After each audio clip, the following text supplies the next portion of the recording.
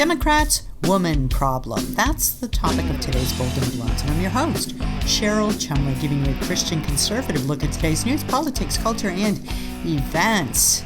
Biden has an enthusiasm problem with Democratic women. That is the headline of a Morning Consult poll from October 2021. That wasn't too long into his start of an administration. Wide partisan gaps in abortion attitudes. Public attitudes about the legality of abortion are largely divided along partisan lines and to a greater extent than in past decades. That was a headline from Pew Research, May of 2022. Coming right as it is on the heels of the Democrats' power ploy, political strategy to make abortion their key campaign issue. I think it's going to backfire.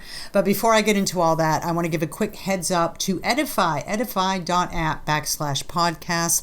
That is the place to go if you are looking for faith-based podcasts. And who isn't these days? Well, Bold and Blunt is now among its lineup of esteemed podcasts, and for that I'm thankful. So check out Edify, but you can also get Bold and Blunt at WashingtonTimes.com. Just scroll to the bottom of the page, click on the newsletter section, find my name, and sign up for my 3 times a week newsletter. Comes out Monday, Wednesday, and Friday, right to your email box in time for the lunch hour. It contains all my commentaries as well as my twice weekly Bold and Blunt podcast, which you can also get anywhere fine podcasts are offered. I want to give one more quick mention. My new book, Lockdown, The Socialist Plan to Take Away Your Freedom, is kicking butt on Amazon, and that's making Democrats cry. So if you want to help make your neighborhood Democrats cry, pick up your copy now. Get it at Amazon, Barnes & Noble, Books A Million, wherever you can buy books, that ticks off the Democrat Party. That's a good thing. That's a good day. Biden has an enthusiasm problem with Democratic women. You don't say. Morning Consult says it. Let's read into this a little bit. 42% of Democratic women strongly approve of the president's job performance, compared with 50% of Democratic men. That means a majority. I love how they lead into this. 42% approve. You know, you do the math, and that leads 58% possibly who could disapprove. So wouldn't the bigger headline, wouldn't the bigger takeaway here be 58% of Democrat women disapprove? Guess not. Guess not in Morning Consult's minds. Anyhow, reading on. 41% of black female Democrats approve of Biden strongly. Down 30 points since he took office. Again, wouldn't the bigger number here be that 59% of black female Democrats to some degree disapprove of Biden? I would think so, but apparently Morning Consult didn't want to put that negative connotation on it, at least at the get-go, at least in the headline. So, 41% of black female Democrats approve of Biden strongly. That is down 30 points since he took office. That's a big drop. Yes, it is. He has largely retained the support of Democratic voters this year, Morning Consult writes about Joe Biden back in October, back when his polls weren't as bad as they are now. So this is looking at the good side of Biden. This is back in those grand old days of his first year in office where some Democrats apparently still liked him. So this poll was conducted September 28 through 30. 42% of Democratic women strongly approve of Biden's job performance. Let's find out where it gives the numbers about disapprove, because that's what we're talking about here. Biden is still popular with Democrat women and men. Blah-de-blah, blah-de-blah. But in no poll since May of 2021 has the president performed better with women than men in the Democrat Party. Biden's lack of fervent support among female Democrats sets up another hurdle in the already uphill race for Democrats. Morning Consult finally gets around to writing in like the 5th paragraph. Well, that was October 2021. And guess what? It hasn't gotten any better for Democrats. Joe Biden hasn't done any better for his fellow Democrats with women. Here's a headline from the Washington Post. And you know, by gosh, if the Washington Post could carry water for Joe Biden, for any Democrat for that matter, the Washington Post would certainly carry water. But even the Washington Post couldn't sugarcoat it. In May of 2020, May 5th, 2020, just a few days ago, this headline: Democrats are losing white women. I wonder where they're going. They're fleeing the Democrat Party. Fleeing, heading for the hills. Why? Because the Democrat Party hasn't done anything for women in America the last couple years. Look at what the Democrat Party has done for women in the last couple years. They've sent their kids home from school, forced their kids to stay at home and study online. They've sent their kids back a year, 2 years, however many years, in terms of scholastic development. They've screwed up their kids' graduation ceremonies, off to college ceremonies, beginning lives occasions. And then those parents, particularly mothers who've complained to the school systems, they've told them to sit down, shut up. You don't have rights here. The government's got your kids. They've stripped women of their rights to parent. And then look in the sports world. They've thrown men who want to be women into competitions with women and pretended like these men, pretending to be women, have actually won fair races, are actually deserving of their athletic achievements and awards and recognitions and scholarships, and told those women, those biological women who've complained, to, once again, sit down, shut up. The government knows best. And then here comes a little friendly thing called inflation. Inflation at a time of holidays, the holiday season. A busy time for many women in America. A busy time for many women in America who traditionally cook for their families. Yes, women still do cook for their families. I know the feminists, the radical feminists, hate to hear that, but hey, some do. A time when women in America traditionally shop for special foods for their families, and then come to find out, well, should we have turkey or cranberry sauce? Because this year, thank you, Pete Buttigieg, off on his parental leave, can't afford both. Gotta pick. Gotta pick pumpkin pie versus potatoes. Can't have it all. And that inflation that was supposed to be just for a short time, just last a little while and then go away, rolled around into 2022, nipping at Joe Biden's heels, nipping at Democrats' heels as we wind into high campaign gear for the midterm elections. And guess what? Women shopping for groceries, shopping school supplies, shopping for clothes, filling up gas tanks, women on their way to work, having to pay for the extra commuting costs.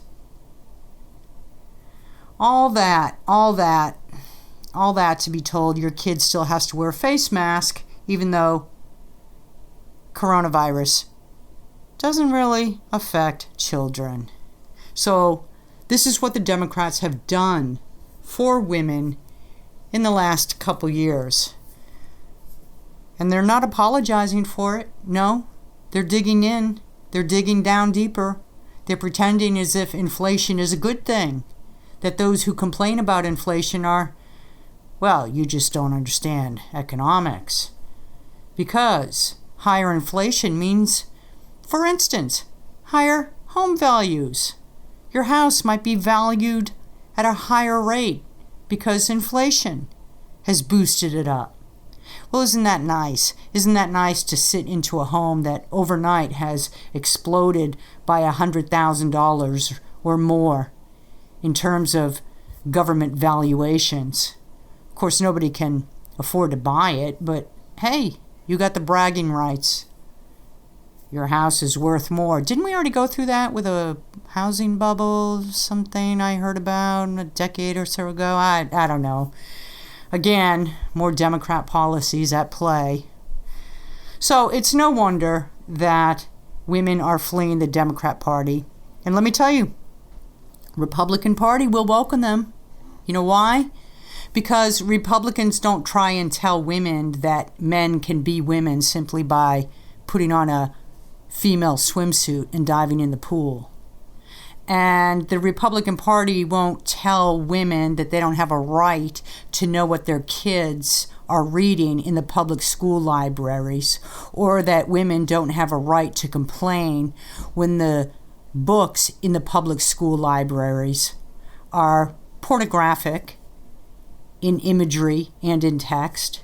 And the Republican Party won't try and shove critical race theory down kids' throats in public school systems and then deny that it's critical race theory.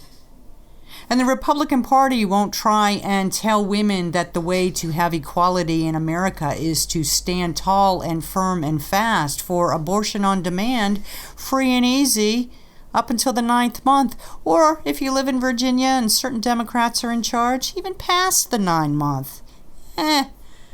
Yeah. We'll go 9 months for abortion, maybe a little beyond. Whatever. It's a potato-potato thing, tomato-tomato. Democrats are pushing women out of the party. The polls are showing women are fleeing. And guess what? Democrats are getting very, very desperate. So desperate that the only issue that they think that they can win on is to throw nutty protesters into the streets right outside Supreme Court justices' homes to wave signs and demand Roe v. Wade stay unchanged. That's it. That's their issue. That's their issue, along with calling out the ultra MAGA, whatever that means. To me, that's a compliment. Ultra. Is it ultra? Ultra, extra, supersize? I'll take a supersize of MAGA. I'm fine with that. You can label me that way. Well, my guest today has some interesting insights about women in America, about women specifically in Democrat versus Republican parties, because her job brings her into contact every day with Republican women, and guess what? Democrats too. After all, we want to be inclusive here. Her name is Patrice Onwuka. She's the director for the Center for Economic Opportunity with the Independent Women's Forum. She co-hosts one of the leading talk radio stations in Washington, D.C., WMAL. She's also a senior adjunct fellow with the Philanthropy Roundtable and a Tony Blankley Fellow at the Steamboat Institute. Patrice Onwuka, thank you so much for being here on Bold and Blunt. I really appreciate your time. Thank you, Cheryl. It's great to be here. So looking back through the last couple of years of the coronavirus and the continuation of some of the lockdowns and restrictions, where does that leave America economically speaking right now? I think the United States is in a tenuous place. We are looking at the general growth of the economy. If our GDP number, for example, in the next quarter is negative once again, we would technically be in a recession. It's interesting because we have falling unemployment. We hit, I believe, we're probably about 4%, 3.6%, something like that. which is very low, and that's great. We've seen employment rebound, and we've seen people start to come back to the workforce, particularly women, now that those school disruptions and closures have come to a close. But we also still have the challenge of inflation. Inflation is at 8.3%. So that's high. And when you dig into the numbers, Americans are paying more for gas, for bread, for milk, for school fees for their kids, for shoes, for women like me who like to buy shoes. I mean, we are paying so much more for everything, and that diminishes our quality of life. That is what is showing up in the polling, and that's, I think, what Americans are really feeling today. And how concerned are you, if at all, about some Americans who are still reluctant to go back to work because they look for that next stimulus check, or they look for the government to come and bail them out, because for 2 years under the coronavirus, they were told that they don't have to go to work? Well, yeah. I mean, you have the rhetoric, and then you have the policy. So from the policy standpoint, we had a very generous benefits plan, benefits that were given out when President Biden took office in early 2021. Despite we had several rounds of stimulus checks and households were hoarding cash, they were sitting on savings. Because they weren't going out to dine out, they weren't spending money on services, and goods were increasingly harder to come by. So American households really did not need another round of stimmies. Unemployed workers did not need another check and another bonus to stay at home, and that disincentivized really spectacularly. And unfortunately, that fed into higher prices that I think we're continuing to deal with right now. Right now, the U.S. economy is in a tenuous position. If we have another quarter of negative growth, we will technically be in a recession. And I think despite, unemployment falling, as we saw at the beginning of this month, that doesn't mean that the economy is fundamentally strong. You look at inflation, which is at 8.3%. We are near 40-year high. And this is a kitchen table issue, right? 8.3%, the number out today. That's the headline number of how much prices are rising across the board. But when you dig into some of these individual categories, I mean, food at home is up over 10% from this time last year. Filling up your car, gas is up over 40% from last year. Utilities are up. Even buying shoes, women's shoes are up. And so American families, they feel this very directly. And it's not surprising that there is so much pessimism right now when you talk to voters about how they feel the economy is doing, what their financial position is in, and then what they feel like the future holds for them. They don't see good things happening. And it's not surprising to me either, and I'm sure not to you. I'm sure you're aware of these polls, but Biden is having a problem with women, and women's being the ones who do a lot of the shopping for their families, right? The food, the children's clothes, filling up the tanks for the vehicles and so forth. They see daily some of these rising costs. And so where do you see this leading? Do you think it will translate to more women fleeing the Democrat Party, or do you think that more women will just stay with the Democrat Party, whomever they run for office? So when you look at the polling around who Americans blame for the current inflation, and they blame President Biden and they blame Democrats because they're in power. And the generous $1.9 trillion American Rescue Plan that President Biden pushed for in the start of his administration has fed directly into the rising prices we see today. So yes, women, we understand that we are spending a whole lot more. We're spending more now under President Biden than we were under President Trump. There is something wrong. I do think that Democrats, probably the leaked draft decision is going to be a gift to get women back. But women is as much as they believe reproductive rights are top of mind, feeding your family is even higher. And especially if your family member is a baby. We have a baby formula crisis right now. Yes. And not only are women paying more for formula, they can't even find it in some states. 40% of baby formulas are out of stock right now across the country. So this persists. Absolutely. They're going to be thinking about this when they go to vote. The lack of baby formula, that's a shock to me. I never would have predicted that for American shelves. Well, people have been talking about not seeing formula way back in summer of last year. My kids are now out of the formula range, but I certainly use formula to feed them. And I sometimes glance at the shelves, and I have noted that I have not seen a lot of formula for months now. And I just thought, maybe I missed the delivery day at Target. Where has the administration been? Have they missed the reading on something as important as a disruption to this in this food category? And you know what? The issue at hand is Abbott, which produces about maybe 50% of certain types of formula. Well, this issue that they've had has been going on since earlier this year, and they had a whistleblower that alerted the FDA to, some issues in production since October of last year. So who has been asleep at the wheel in the Biden administration when it comes to oversight? We've got to ask these questions, and I think women and moms should be demanding answers. But right now, they're demanding figuring out how are they going to feed their babies, and that's understandable. Wow. Wouldn't that be something if the Democrat Party was brought low by baby formula? I mean, of all issues, the right? The irony. So, irony. Let's talk a little bit more about the economy under this Joe Biden administration and what the coronavirus brought us. The decimation of the middle class. There were so many small businesses that went under and that have never been able to get back in business after the forced shutdowns by government due to the coronavirus. What do you think that says about the future of America's economy? Well, it's going to be a challenge for small businesses, and I think of those businesses that supported, cafes, coffee shops, that supported workers who are now working remotely, potentially indefinitely. I think there are businesses that are just not going to return.